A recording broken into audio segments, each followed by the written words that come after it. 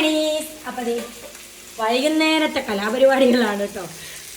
മീൻ കറി, മീൻ പൊരിച്ചുകൊണ്ടിരിക്കുന്നു. പൊന്നൂനും മോനൂട്ടനും ചോറെടുത്ത് വെച്ചേക്കുവാണ്. എൻ്റെ പിറക്കം വിശക്കുന്നു ഒരേ ബഹളം.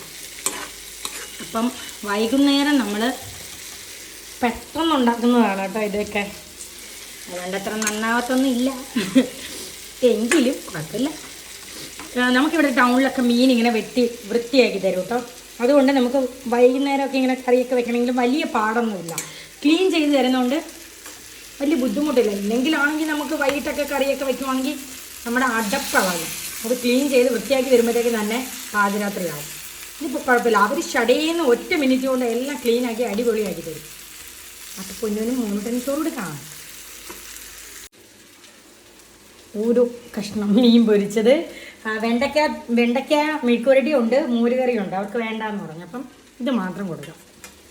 വേഗം വാ. ഇത് ഒരു ടിന്ന് മാങ്ങാച്ചാറുണ്ട് ഫ്രണ്ട്സ്. ഇത് ഷാനാൻ്റെ അക്ക ദുബായിൽ കൊണ്ടുപോകാൻ വേണ്ടി ഇട്ടതാണ് കേട്ടോ. അപ്പോൾ ഇത് കൊണ്ടുപോകാൻ പറ്റിയില്ല, അങ്ങനെ നമുക്ക് തന്നതാണ്. അപ്പോൾ ഇത് പൊന്നൂനാണല്ലോ അച്ചാർ ഇഷ്ടം. പൊന്നൂന് മാങ്ങാച്ചാർ വെച്ചു. ബാ ബാ ബാ ബാ ബാ ഓടി വന്നേ. കാർട്ടൂൺ ഇട്ട് തന്നോ? അപ്പം ഇന്ന് നമുക്ക് ഫുഡ് എന്ന് വെച്ചാൽ മീൻ പൊരിച്ചത്, മീൻ കറിയുടെ മീനാണ്, പിന്നെ അച്ചാറും ചോറുമാണ് കേട്ടോ. ഇരിക്കും മോനൂട്ടൻ വന്നേ. നമുക്ക് ഇതൊന്ന് കഴിച്ചു നോക്കാം. അച്ചാറെടുത്ത് മാറ്റി വെക്കട്ടെ, അല്ലെങ്കിൽ ഇവിടെ ഒരുപാട് കഴിക്കും കേട്ടോ. ഇതാകുമ്പോൾ ഞാൻ കൊടുക്കുന്നത് മാത്രമേ കഴിക്കൂ.